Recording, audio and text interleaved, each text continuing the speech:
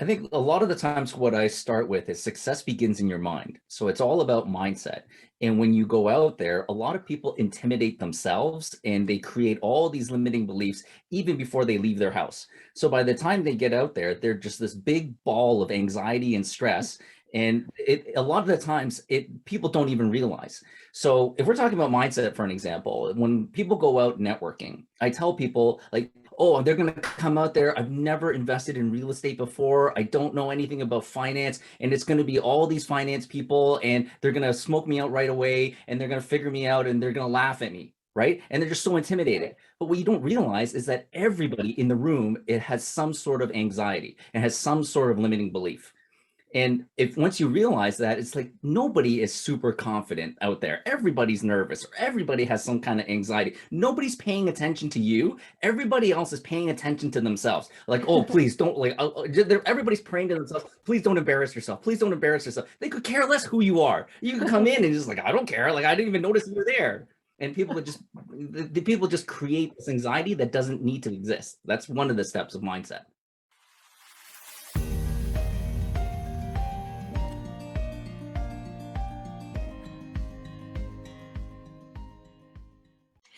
Welcome back to Ask Me How I Know. I am happy that you are here once again. And once again, I have an amazing guest with me. You know, I love all of my guests. They're exceptional. But you know what, Edmund, you're a little bit above, a little bit notched up, just by way of how I met you and everything. It's like, I met you through Greenlight Capital's meetup group. That is Tate Seymour and Chelsea Garber, and also Carl. And I always forget Carl's last name. But anyhow, they have an amazing meetup group. It's virtual. And I went, I spoke, and guess who was there? Edmund was there. And he just blew me away with everything. And it was just like the beginning of getting to know you. And it's been so fun ever since. So I want to say welcome, Edmund, to Ask Me How I Know. It's a pleasure being here, Julie. Thank you. Thank you for having me. Yeah. So Edmund, I am, you know, backing away from we're not doing introductions on my podcast too. Yeah, I think everybody wants to know a little bit about you, who you are, where you're from. So if you wouldn't mind, just give us a snapshot. Who is Edmund Chien? Sure. So my background, I have about 15 years in high finance, and starting from day one, I've been working with or catering specifically to accredited investors, which is millionaire clients and above. And I started out in private equity real estate, and I was also a licensed stockbroker at the time. And towards the end of my career, after about a decade or so, I was managing about a $70 million portfolio, and I was managing money for people, mostly or all high net worth investors, but also including family office money. So starting to get into family office money. And I spent some time in insurance as well, really to cater to high net worth clients. So it's kind of like having access to somebody who now I'm retired. So I just kind of manage our own wealth. And on the side, I coach people on how to raise capital or how to pitch to accredited investors and family office. So a lot of people are really intimidated by family office. It's almost like, you know, the unicorn out there in a lot of investment circles. They'll be like, oh, you work with family office, you know? And so it's kind of this big deal. Why do you think people make this such a big deal? And why should they maybe cool their jets? Or maybe they shouldn't? Yeah, I think a lot of it is because people put it into their head and they put it onto a pedestal. And the more you do that, the more that it seems like this unicorn that it's so hard to interact and you get just so nervous. So right now I'm coaching a number of different people. I'm coaching some high-ranking colonels in the U.S. military. So in all four branches, and some of them are like, one of them is a battalion commander, a Black Hawk pilot, and she's a commander of an air assault. Another one is a aircraft carrier pilot. Now, if you don't know them, you would say like, "Oh my goodness, it's an aircraft carrier pilot." It's like, well, you see them in the movies, but then when you I talk to just them, they're heard like, Black Ops woman. I'm like, dang, she's. yeah, a lot of these people are crazy. But then when you start talking to them, it's just, they just sound so normal. They just sound like just a regular person. They have hopes and dreams. They've got concerns. They've got fears. They've got self-limiting beliefs, just like everybody else. And you start to realize, you know, we're all people. I also recently networked with somebody who works at NASA, and it's like, wow, it's like, I can't believe I'm talking to somebody that works at NASA. I'm like, well, I just go in every day and I bring my lunch and I brown bag it, and I'm just like a normal person. But you just don't realize So I think family office is very similar. The more you start to talk to people, Mhm. sure, there's a lot of moving parts that are involved with that. But as a person, when you start talking to people, it's like, wow, you seem like a regular person. Yeah, I tell people all the time, we're humans. Like, that's the bottom line, is that, somebody figured something out and they're able to do something, but at the end of the day, we're all humans. So now that we've kind of ironed that out, you're right. These high net worth individuals, they are humans and they have some of the same doubts, fears, anxieties, things that make them happy as everyone else on the planet. Money does not make anything go away. It doesn't make your problems go away. Like you coach people on how to overcome, how to sell, how to raise your capital. So what are some of the primary areas where you see people struggling to make the steps that they need to make? Is there a universal? I think a lot of the times what I start with is success begins in your mind. So it's all about mindset. And when you go out there, a lot of people intimidate themselves and they create all these limiting beliefs even before they leave their house. So by the time they get out there, they're just this big ball of anxiety and stress. And a lot of the times people don't even realize. So if we're talking about mindset, for an example, when people go out networking, I tell people like, oh, they're going to come out there. I've never invested in real estate before. I don't know anything about finance. And it's going to be all these finance people and they're going to smoke me out right away and they're going to figure me out and they're going to laugh at me. Right. And they're just so intimidating. But what you don't realize is that everybody in the room, it has some sort of anxiety and has some sort of limiting belief. And if once you realize that, it's like nobody is super confident out there. Everybody's nervous or everybody has some kind of anxiety. Nobody's paying attention to you. Everybody else is paying attention to themselves. Like, oh, please don't everybody's praying to themselves. Please don't embarrass yourself. Please don't embarrass yourself. They could care less who you are. You can come in and just like, I don't care. Like, I didn't even notice you were there. And the people just create this anxiety that doesn't need to exist. That's one of the steps of mindset. I love that. I think that's completely true. And I think people are so, not even in an egotistical way, but ego can serve us in a lot of different ways. It's not all bad. And, part of ego is self-preservation and, self-preservation, even in the sense socially of, I don't want to appear awkward. I don't want to get, knocked off kilter. And so everyone is dealing with that on some level. I love it. So when we're thinking about this, and okay, so we've got people that have to get out of their way mentally. Let's just say somebody is out of their way mentally, but they're still reluctant. They're still afraid to take that next step. Are there some common reasons Right. Well, there? yeah, and I can help people dispel some of that, or what kind of mindset to replace that with. So one of the things that I teach, or I teaching a lot of junior investment advisors as they're coming in, and I coach people on how to network.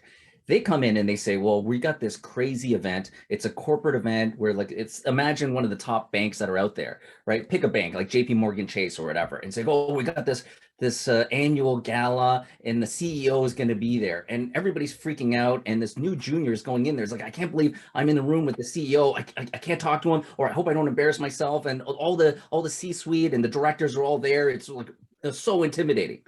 But what you don't realize is that one of the key steps that I teach people in sales is empathy. Empathy is understanding the world from other people's perspective. And once you do that, you start to break things down. Because I know a lot of the directors and C-suite and CEOs and some of the top people that are out there. And I can tell you what they're thinking. A lot of them, believe it or not, have imposter syndrome. And they will come in and they will confide in me. It's like, Ed, I'm the CEO of a big bank and I don't know what the hell I'm doing. So you realize, and then I have to go to this gala, and I show up to this big gala, and it's filled with a whole bunch of very eager and bright 20-year-olds, and they work 60 hours a week, and they know all this new stuff, and they know Twitter, and they know Instagram, and like I don't even know the first thing about the social media. How do I stay on top? These guys are chomping at the bit, and it's like I can't keep up with these kids. They're like they don't sleep, and like for me, it's like I get tired at 3 p.m. in the afternoon. It's like I have such ridiculous imposter syndrome. And you don't realize that's the ball of stress that they have that they're trying to hide. So everybody in the room, I realize like everybody in the room is just filled with so much anxiety, and there doesn't need to be that. Oh, I love it. I noticed that the more people that I've been around throughout my lifetime, and fortunately, it was a I had the opportunity to be around and in some circumstances early in life that, allowed me that window into everybody's human. So I learned that very early on. And then the approach to people is more akin to, yeah, everybody is eyes on you. And that's a lot of pressure, maybe. And maybe you're just a normal human person that just wants to have a normal conversation. Like, fancy that. So here's a tool that I used to do. Like a lot of my colleagues, when I was a junior at a firm, a large financial firm, we would run into the CEO every once in a while. In fact, the CEO would be like walking down the street or whatever, and you have to know who he is, right? And then my colleagues was like, oh my goodness, that's like the CEO of Sun Life or the CEO of our firm. I was like, great, let's go up and talk to him. I was like, no, I'm not going to talk to him. I'm like, why not? And here's what I understood. Everybody has anxiety, but at the same time, everybody is desperate for validation and gratitude. So I went right up to the CEO of our firm. My colleagues were just completely shocked. They ran across the street. They're hiding. I went right up to the CEO and I told them, whatever your name is. I was like, hey, it's like, I just want to let you know that I work at this branch. And one of the big reasons why I work for our firm is because you're the CEO. I've been watching you. And I think some of the things and decisions that you're making is right on par. And I'm glad to be working here. And it's like, whoa. And then he stopped and he stared at me. He's like, what was your name? And it's like, oh, my name's Edmund. And it's like, I work at this branch. And it's like, excellent, thank you. And thank you for saying that. And then he walks on and don't spend too much time, but just validate quickly. Yep. Next thing you know, I went to have lunch. I came back and my branch manager called me into his office. And because he immediately called the branch, right? And called me and I was like, what did you say to the CEO? And so I just said that, he's one of the big reasons why I was here. And I really appreciated the fact that, all the stuff that he was doing and he was making some really wise decisions. And it really made me feel that I belong to a really good organization. And he's just like, yeah, but he called and he says like, yeah, tell me about this guy. Is this guy for real? And then you come up on his radar because so many people like in the world today, we are so starved for validation and gratitude, including at the top. So if you come out and be a person to do that for others, you will immediately stand out. I love that. And I might even posture that even more so at the top, because leaders, they're leading the ship and there are people clawing to pull them down with their own agendas. There's a lot of pressure when you're at the top, leading. And I don't care if what someone's construct of a leadership model is, if it's like a triangle, a pyramid, a spaceship, whatever it is, whoever is the point person bearing the responsibility can oftentimes feel very alone. And so taking time to do that is really extraordinary. Yeah, and there's a lot of people, everybody has a family. Everybody has kids, or a lot of people have kids. For me, my kids, like I'm the dumbest person to my 13-year-old. Like as soon as you get a 13-year-old, man, the mean things that come out is like, forget about all the stuff that you've done. It's like they could care less. So what I explain to people is I help people to see this. And so this is what I would teach a lot of juniors. I say, you go in and everybody's looking at this person like, holy smokes, look at that person. That person's like riding a lion. It's like, wow, that person's crazy. Like it's like kind of like a family office. Wow, I can't believe that guy's family. That guy's like riding a lion. And I tell them, you know what the person riding the lion is thinking? They're thinking, holy crap, how did I get on this lion? And how do I prevent myself from falling off? Right? Because they're all freaked out. And the reason why I know that is I've been there too. I've had people say that to me. It's like, Ed, I can't believe that I can't believe you're a stockbroker. You're managing 70 million, like, family office. Like, whoa. But the whole time sitting there, it's like, how did I get here? It was just one step in front of another. Next thing you know, I'm managing a team of 5 with indirectly a team of 25. And I realized what happened when I went into our cold call department, which is like a team of 25 people. And I just said, hey, I'm just going to pop in and see how things are doing. Because I just wanted to see how the operation was, all this type of stuff, right? So I came in and just popped my head in and just looked around. And then as I left, the manager of the entire department pulled me aside. It's like, Ed, please don't do this again. I was like, what do you mean? I was like, these people have been panicking all morning because you said you're just popping at lunch just to see it. Because I started there. I started cold calling. So it's like, hey, I kind of missed my roots. I want to see what's going on. But it's like the second we found out that you're coming in at lunch, people were freaking out and panicking. They've been cleaning up all morning and people were like sweating and like, oh my God, Ed's coming, Ed's coming. I'm like, what, really? And it's like, okay, please show up again, right? You're freaking everyone out. And that was my I'm riding a lion moment. I didn't realize, holy smokes, I'm riding a lion. I got to be careful because if I come in, there's all these juniors that are going to freak out.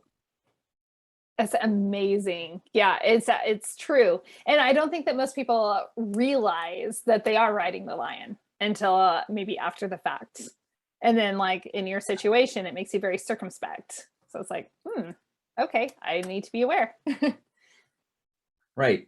Because you don't realize, to give you an example, you don't realize people like, say, somebody who's managing a family office, and then you see them at a networking event and you go there, you don't realize that that afternoon they were put on the bubble, which is, hey, your investment returns are way below par of our peers. You just created 6%, and that's unacceptable. And we're going to put you on the bubble. You're on notice. If you can't turn that around, then we're basically going to fire you. Right. And then they show up at that networking event and you show up, it's like, wow, I can't believe I'm talking to a family office guy. And that guy's sweating because he's thinking, is like, what just happened? Right. I'm a fraud is what they're thinking. So if you come in and you say, hey, I've been watching you. I can't believe that you're a family office person. I know that you know what you're doing. And sure, times get tough, but man, I just am so impressed. I would love to learn more about you. That person's going to start clinging on to you real fast. You're a safe person to talk to. Okay, well, let's talk Right. a little bit more about networking. And I'm going to just throw this out there. I am going to a big event this weekend. I'm like, and it's not my event. So normally events, we travel for a lot of my real estate investment events. And this time is actually for my husband. So I'm going to be more the wingman for him this time.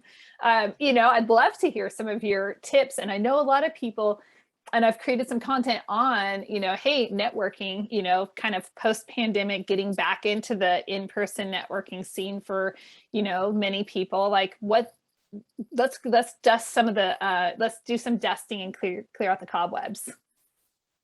Right. Absolutely. So when I started out networking, I was watching and observing a lot of people. And I would say that the most, or a lot of times when they first start going out networking, we call it stabbing people with their business card. They're just trying to get their business card in as many hands as they can possibly get. Okay. Don't do that. And Right. I started out and a whole bunch of us, like it's all the rookies that are just basically stabbing people with business cards. And I started to realize, and this was back when I was I was a life insurance advisor. So of course, nobody wants to buy life insurance. And in fact, I went to an event and 3 or 4 of my colleagues were there. And what happened was, I introduced myself. Hey, my name's Edmund. I work for Sun Life. And I was like, oh, are you a life insurance advisor? And I'm like, yeah. Then the person immediately rolled their eyes and was like, oh my goodness, Edmund, you're like the 3rd life insurance person I talked to tonight. And then they moved away. I'm like, oh man, it's like that is like a terrible opener. Right. So I realized, and as I took a look in the room, I realized the entire room is talking and nobody's listening. Everyone's trying to sell and nobody's buying. Right. So I said, you know what? I like being a disruptor. So what did I do? I just completely switched. I took all my business cards, I shoved them in my pocket, and I don't even pull my business cards out anymore. And what really changed it for me was a line by Zig Ziglar. And I I think love it Zig really, Ziglar. right. And it completely changed your mindset. And it's one of my core beliefs now, which is you can have everything you want in life if you help just enough other people get what they want in life. Right. It's so important. I'll say it again. You can have everything you want in life if you help just enough other people get what they want in life. Now, when you go networking, everybody is pretty open about what they're looking for. Yep. So, and nobody's listening. So I come in and the only person is like, hey, you're here networking. Why are you here? What are you looking for? And I tell people I'm a salesperson. My responsibility is to meet new people, 10 new people a week. And if you tell me what you're looking for and what's a good connection, if I come across that and it's not a good connection for me and it's a good connection for you, I'll be happy to make that connection. You just tell me what you're looking for. And if you say that, then that person will cling to you. And if somebody overhears that, they'll start clinging to you. And you just keep listening. And you start to be the only listener in a room full of crowded people talking. Next thing you know, you got a huge room of everybody. You got a huge audience and everybody's focusing on you. Powerful. Absolutely powerful. And it feels so good to connect people.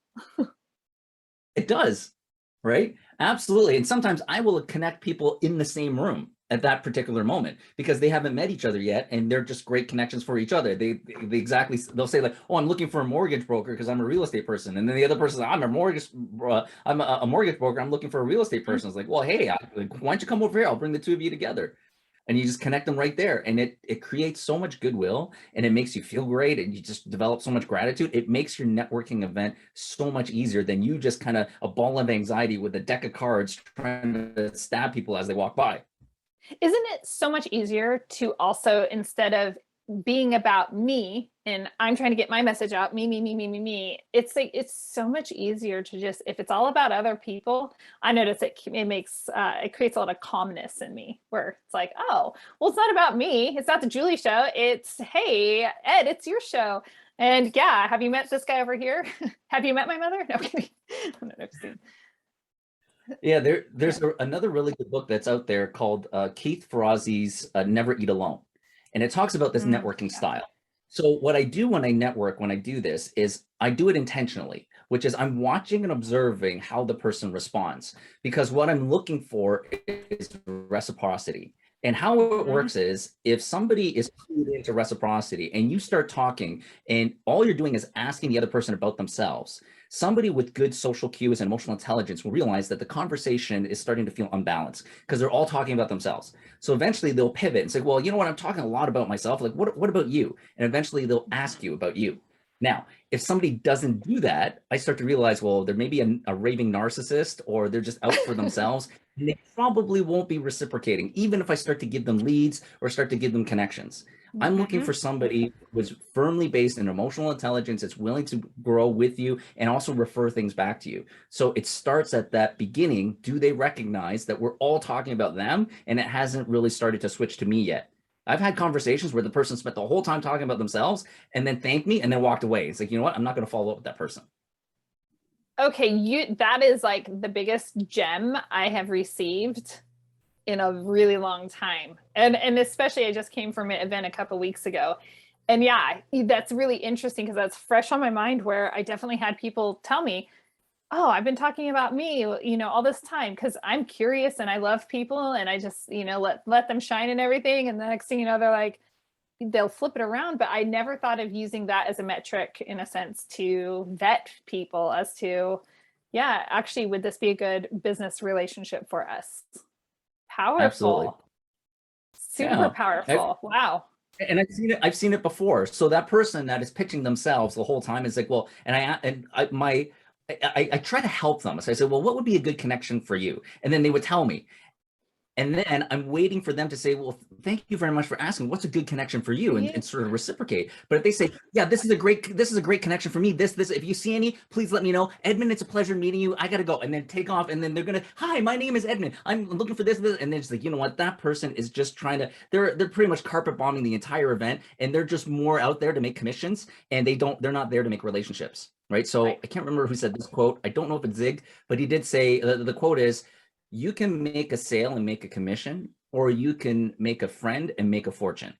I'm looking for people that aren't transactional. I'm looking to connect with people that want to be relational, start to develop a relationship. And really I'm curating my network carefully. And the network that I want to curate from a professional standpoint is a group of people that want to mutually support and help each other. So my ideal is trying to find other connectors.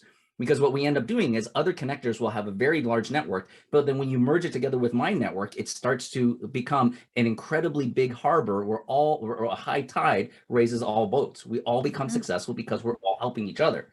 Versus one person out there that's trying to grab as much commission as possible and trying to make money and then just go home and live a high life. Forget about what your life is. Right. Absolutely. So I have to say, I'm like kind of stopped and I should just like stop and pause instead of stuttering over my words because it's like everything just triggers so many more questions, along the way. What would you say if somebody is, you're networking, maybe you're at an event and you're going to bump into people that you're familiar with, you're acquainted with, you already have a relationship established with them, and usually let's just say if you're at a meetup group or some type of network specific type event, your goal there is to expand your network and to grow your network. So how do you balance that out with, or how do you recommend with, hi, Absolutely. Hey friend, bye friend. Right. There's a number of different techniques that I teach when it comes to in-person networking like this. And part of it is that you've got to recognize that both of you have that intent, which is you're not going to a networking event to talk to the people you already know. Yeah. And they kind of get that. And part of it is that most people that aren't comfortable in social settings will stick to, as a defense mechanism, like you talked about, will just kind of gravitate and stick to you. And they don't want to let you go because they're just nervous and they just want to be there and they just want to be able to talk to somebody. So what I do is there's a number of different handoffs or drops in that type of environment. First, you could come in and say, "Hey, well, it's great seeing you. We should catch up. Let's have a meeting. Let's have a catch up meeting. But you and I are both here to meet new people. So off we go. Let me know if there's anybody here that you're looking for, and I'll go this way. You go that way." That's one. And I think without that, a lot of people just end up saying, "Hey, it's great to see you," and then they go to the I got to the washroom, and they take off and they go to the washroom and come back, and that's the best way they can what I call dump, right? Which is an in-person dump. Now, there's a number of different techniques that you can do to quote dump somebody at a networking event, right? So especially if they see you, they home in like a heat-seeking missile. What you can do is first off is if you imagine body language, if your shoulders are square to the other individual and the two of you are talking shoulder like facing each other directly, it becomes a very closed body language, and that two people talking does not become approachable. So what you do is if you come across somebody that you know really really well, open up your body language and stand shoulder to shoulder, like so facing out, and sort of talking over your shoulder a little bit. So that starts to open things up a little bit and the body language becomes a little bit more approachable. And as you do it, what I would do is as people are walking by in front of us, I would just stick up my hand and shake my hand with somebody else. And they now become my sidekick. And then it's like, well, have you met Julie? And then it's like, well, tell us a little bit more. So let me tell you a little bit about Julie. And instead of introducing myself, I'll introduce you. And then we'll talk about the person we just met. And then if you two strike up a conversation and you just keep going, then I can just kind of slip back. It's like, well, I'll just leave you guys in better company. I'm going to head over here. That's one thing. It's like a handoff, for an example, right? So bring in other people into the conversation. Yep. Well, in a social setting, especially in a networking event, there's going to be a lot of one-on-ones, but it goes, I think most people, they revert back to their high school mind.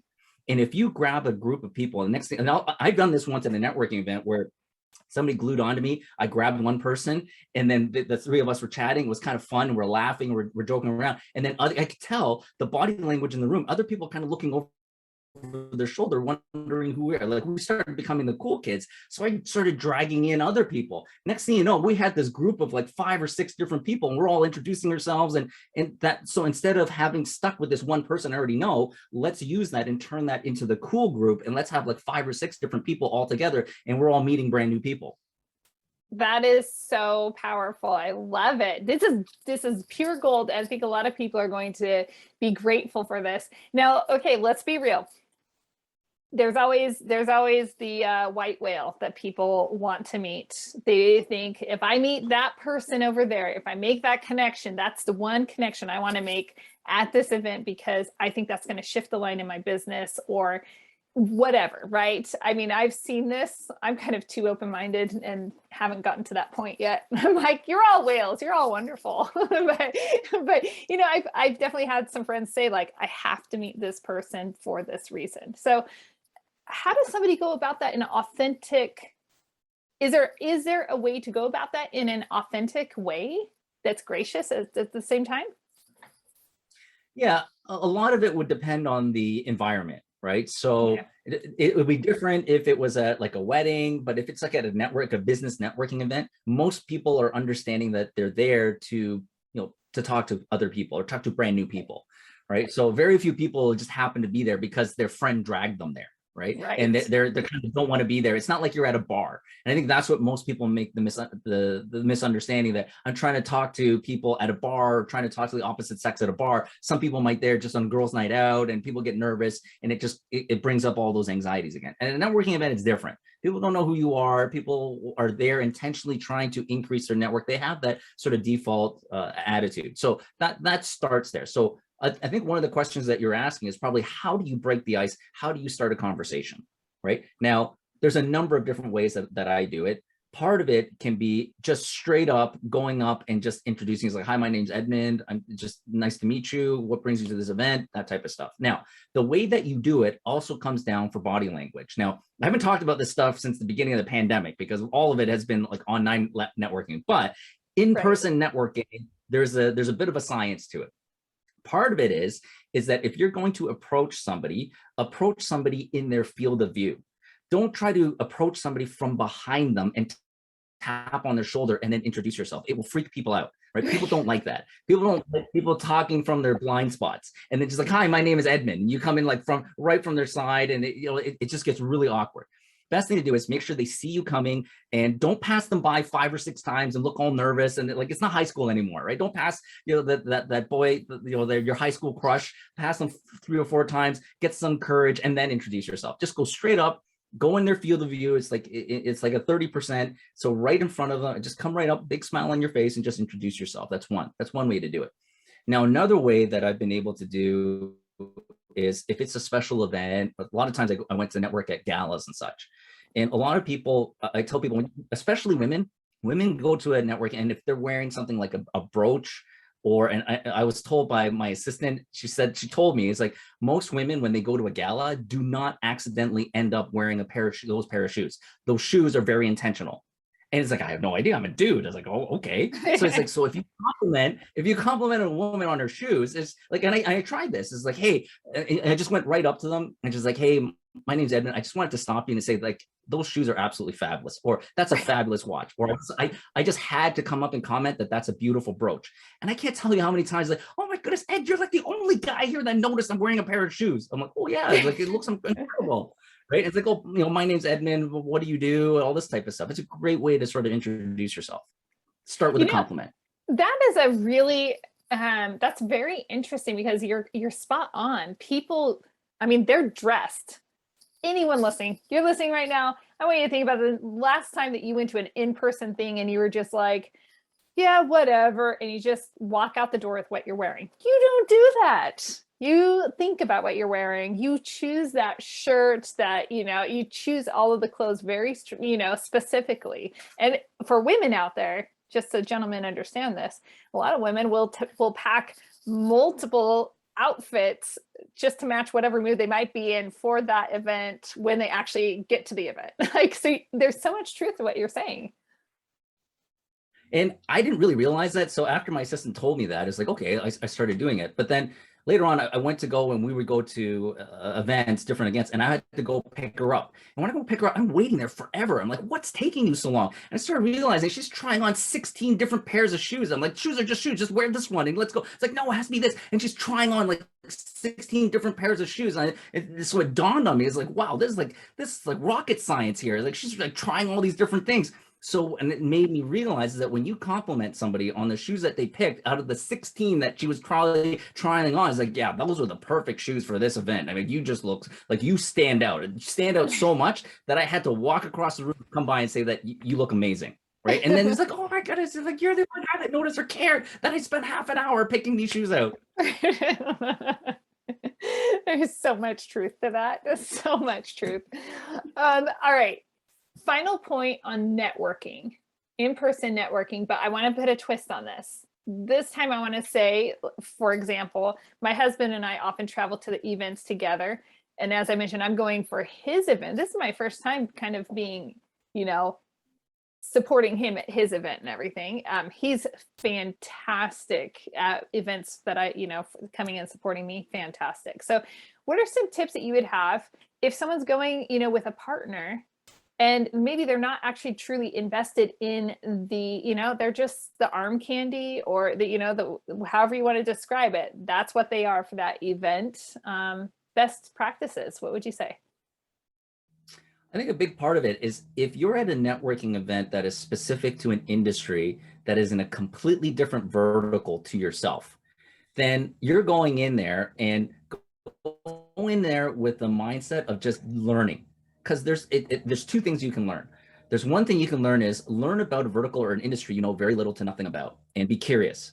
And then the second one is go and learn and observe human nature, which is going to be helpful in all walks of life, especially if you're in sales. Try to observe the body language that's happening in the room. Try to pick and figure out what's going on. Try to read people. And that's what I would do as an exercise. If I'm there, I've gone to events where I had no interest in the environment. So I'll give you an example. So My assistant at the time, she's a millennial. She was huge in fashion. She was a runway model. So she dragged me to all these fashion events, and I could care less about fashion. I'm a finance guy. I couldn't care less about fashion.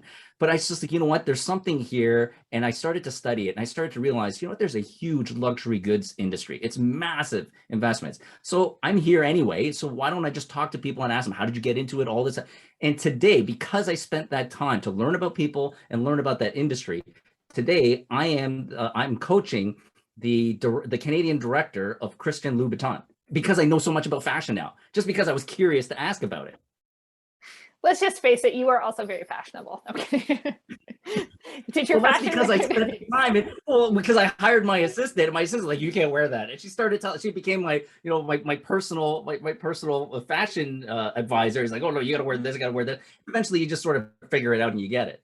Right. That is fantastic. And there's, again, so much truth to that it opens doors that you might not understand. Very, very good tips right there.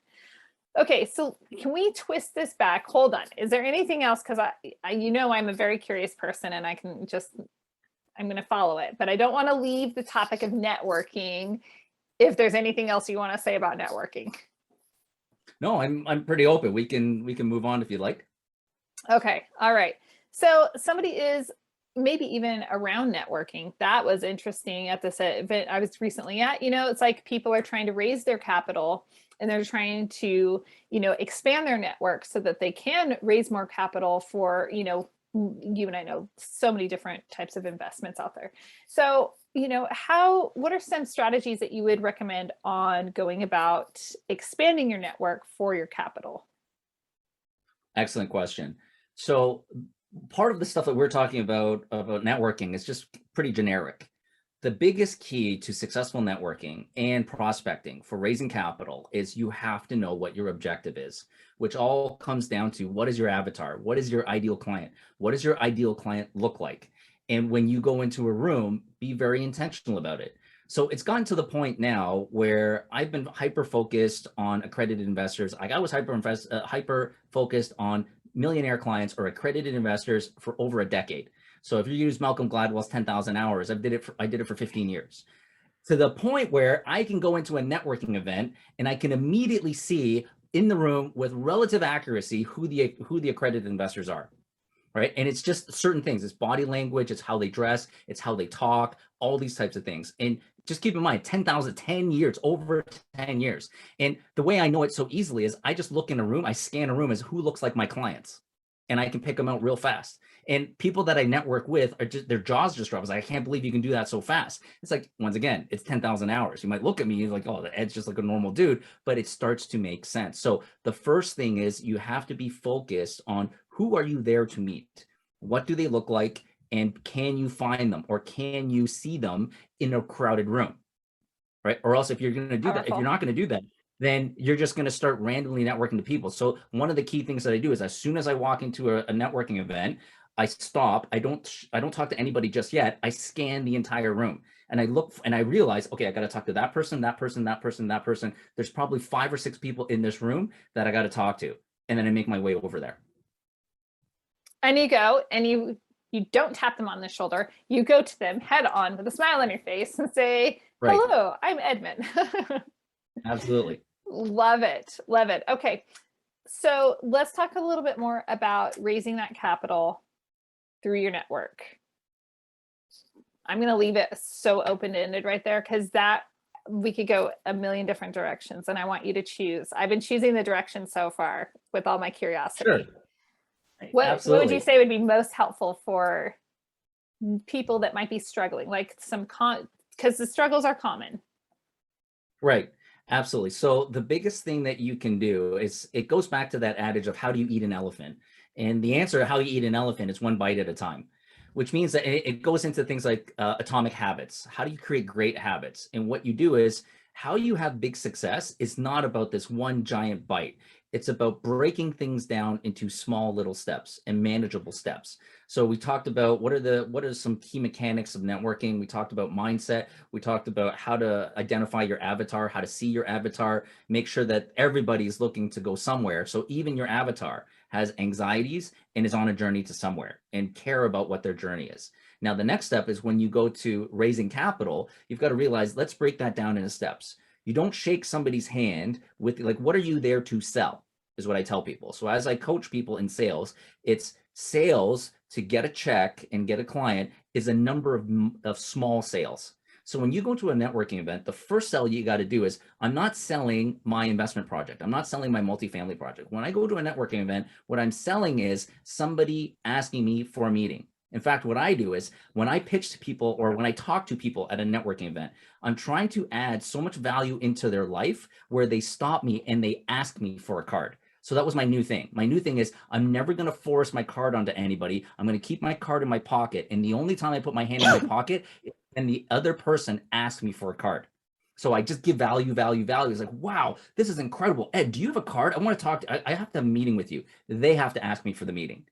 And that's so different from, hi, my name is Edmund. I sell life insurance. Are you interested? Here's my card. It comes to the point like, wow, Ed, give me your card. I need to sit down with you. Okay, so you've got the person, you've added so much value to them. They're asking, they're chomping at the bit. And so that is really what you're selling is, hey, you want that appointment with me so that we can carry on this relationship. Right. Mm-hmm. That's the first sell. The first sell is convincing the person in front of you that you are a person of value that they need to have in your connections. And they want to make sure that they don't lose your card. Mm-hmm. All right. What's the next sell? The next sell that I have is now trying to get the follow-up.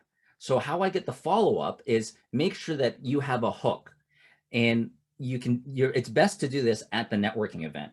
So remember, and don't just try to talk to prepare. Like most people don't talk to listen, as they say. Most people are talking to respond. So what you're doing is that when you ask somebody, that Zig Ziglar line, which is, what are you looking for in life? Where are you looking to go? That will be your hook. Because if they say, well, I'm looking for this connection, I'm looking for this type of client, this is what my avatar is. And then eventually they ask you for your card and you're gonna follow up or supposed to have a meeting.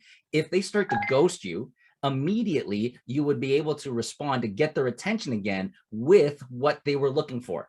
So if they were, it's like, so if I have a client or if I have a prospect that starts ghosting me and doesn't answer, then I will, instead of trying to pitch myself and pitch a meeting, I will come back as like, hey, I remember you talked about this is your avatar. I've got a couple of connections that is that avatar, and I'd love to make that connection. So just let me know if you're interested. That gets answered real fast. And then usually they get apologetic. It's like, oh, so sorry, Ed, I was a little busy last week. I also am still interested in talking to you, but yes, I would love to be connected to your client as well, or to your connection as well. And it puts things back on the track. So the next sell is, can I follow up and get that first meeting? Nice. It also shows it's proof of concept that you are actually paying attention, that you are listening, and that they're on your radar. It's so tangible and undeniable. Like, no, I have what you're looking for. Here you go. Yes, love exactly. It. Okay, next step. All right. So next you get into is you start getting into your pitch meeting. So you've got your first meeting. So you have to understand, it goes back into analyzing your avatar. So you take a look at your avatar, you have to know what their pain points are. And once again, it comes into how do you pitch? And you pitch not from your perspective, but pitch from your client's perspective. Okay, so I know some of the people do this might bend a couple of noses out there, but I know there's some people that raise capital or they're getting into some real estate syndication programs. And I see this quite commonly on social media, which is they do something like a $500,000 challenge. Or like, oh, I'm going to raise $500,000 in 2 months or 1 month, or the $1 million challenge in 30 days or whatever, pick a number. And part of the reason why I don't think that that's a really good perspective is because it's more about you than it is about your clients. Yeah. And keep in mind, I've been raising capital from accredited investors for over 15 years. So if you're going to put a timeline on something, there has to be a reason for me, not a reason for you. Because if you say, oh, I'm going to do the $1 million challenge in 30 days, it's more about, I only care about raising $1 million just so I can have my own trophy. Well, why do I care? I'm your investor. And it just means to me that you're going to be, you don't care about me. You're just going to try to raise capital for me, get my check, and then you're going to take off and you're not going to answer any other questions because you're trying to raise to $1 million just so that you can win a prize for yourself. It's not about me. It's about you. And when it comes to high accredited investors, especially high accredited investors, it all has to be about your client. It has to be about them, not about you. So there will be times where I have a deadline. And in fact, having a deadline is good because it makes people make a decision. But the deadline has to be a benefit for your client. So I'll give them an example is that we're raising, or we have a deal right now that will close at the end of the month, which is 30 days. And we're doing $1 million raise. If you want to be part of this deal, you have to get in before the end of the month. That's all about them. So it's the same objective, but it's just the way that you articulate it is more from your client's perspective, as opposed to, hey, everybody, I'm going to raise $1 million before the end of the month. It's like, okay, why do I care? Yep. 100, completely. And you know what I notice also is that, as you are growing a business and people are busy. And when I say busy, I don't mean busy wasting time. People, especially, high performers, they're being productive. They're using their atomic habits, and they are, shifting line every single day. And whatever might fall off the plate might fall off the radar. And it's important to do that follow up and to say, oh, here you go. And we're going, there is a deadline. It's really, really important. Like it's serving them versus serving yourself and my timeline. And it's all about me. It's like, okay, I understand you're busy. Let me make this really easy for you. I have this really great investment and I will take care of everything except you have to wire the money. Please sign here. So, and Julie, you bring up a really good point because we're talking about people's pain points. So how do I start that conversation? And one of the things I will go into is either try to ask them what their pain point is, but even better is talk directly to their pain point. So I was talking to somebody and they said, well, tell me how you got a meeting with your avatar. So that's great. What are you going to start off with? And this particular person said, well, what I would do is I would start off by catching them up on what I've been up to. So I now started real estate syndication. This is what I'm doing. And it's all about all the stuff that we've done since we last talked, which is since high school. Right. And I told them, it's like, well, that person has a pain. So let's say that person, your avatar was a doctor, right? If your doctor figuratively has their foot stuck in a bear trap and that's all they can think about, and you come in and it's like, let me tell you what I've been doing since high school, since you last talked to me, and they're talking blah, blah, blah, blah. And like, I can care less because I'm sweating, I'm freaking out that I have my foot stuck in this bear trap. So I told them it's like a far better thing to catch their attention, because they're not going to pay attention to that. The far better thing to open off with is if you can come to that individual. It's like, did you realize, like, I hear that you're a doctor. Did you realize that 9 out of 10 doctors have their foot caught in a bear trap? I'm like, holy crap. I was like, how do you know? It's like, you got their full attention. If you can, it's like, I'm being figurative, of course, but if you can get that close, you will have hit them in the head, like right in the center of the head with a hammer. They will be fully engaged. Yes. How did you know? Right. And I've had that so often where I tell people, because going back to your earlier question, I'm just curious. So I have had a lot of people that, like, I had a lot of clients in construction. But when I first started in construction industry, I didn't really know the first thing about it. How did I learn? I just was curious. I started asking more and more questions, what their experience and what their life is. Tell me what your life is like. Tell me what your wants and needs are. Tell me what your concerns are. So it got to the point where I met a new construction person, a CEO of a construction company. I was like, let me see if I know you. Like, oh, you're in construction, you're a CEO. Let me guess, you're struggling with these kind of challenges, you're struggling with these kind of issues, and this is like some of your biggest concerns. And then we're like, holy crap, Ed, I thought you were a stockbroker. How the hell do you know so much about construction? I was like, well, because I got dragged to a construction event and I had nothing better to do. So I just kind of learned what it was like, what your pain points were. Right. So that's an example of, if you know that person's pain points and you can read it out to them, they will immediately connect with you, because I feel that you know me so well. And that's where you can go and just start gauging or learning and cataloging, well, anybody in this industry, these are the major concerns that typically they're dealing with. I love it. And it's so essential for everybody's success. And ultimately it is about everyone being successful. You, as someone seeking, qualified funds from others, like, you want to be successful, but they have to be successful for you to be successful. It has to be something that is going to meet their needs and fix their pain points, comfort them. Absolutely. So a lot of people don't realize that when you're managing multi-millions, you're looking for good returns, because this is an example. I'll tell you what happens behind the veil or inside these client meetings. So you're managing a $2 or $3 million portfolio. The client will come in and they'll start off by saying, hey, like this is our annual checkup or annual meetup. And I was like, hey, Edmund, it's like, I saw that our portfolio made 6% last year. That's great, I guess. But I was just talking with my neighbor and they made 80% on Bitcoin last week. And like, that's what I got to deal with. So they're freaking out. And I'm like, oh my God. And then I go to a networking event. It's like, you know what? I got to find something to counteract that, because I just can't use mutual funds and stocks and all this, the typical stuff. I got to find something special, or else I'm going to have all this is going to get dragged into Bitcoin and it's just going to be a roller coaster ride. It's like, that's going to be a nightmare. Right. Oh, I love it. Edmund, like, I cannot believe, I told you when we started, I said, I know the time is going to fly by, because I know that we're both conversationalists and I'm very curious, and you're just such a wealth of knowledge and, very articulate. So I cannot believe that we have to actually start wrapping things up. Is there anything else that you would say, Julie, we absolutely need to put this information in the hands of your listeners? I think part of it is, once again, success begins in the mind. And if you can't feel it, if you can't see it, then it's going to be very challenging for you to execute. And the best part to do that, and we talk about this all the time, it starts with validation, it starts with encouragement. And the biggest part of that is having an advocate. Even big companies and big public companies, they'll all have a board of directors, which is basically their cheering squad. So what I explain to people is that you would not believe, like, if you watched any pro athlete, and if they said, it's like, oh, like we won the Super Bowl. We won the Super Bowl 5 times. Like, I don't need a coach anymore.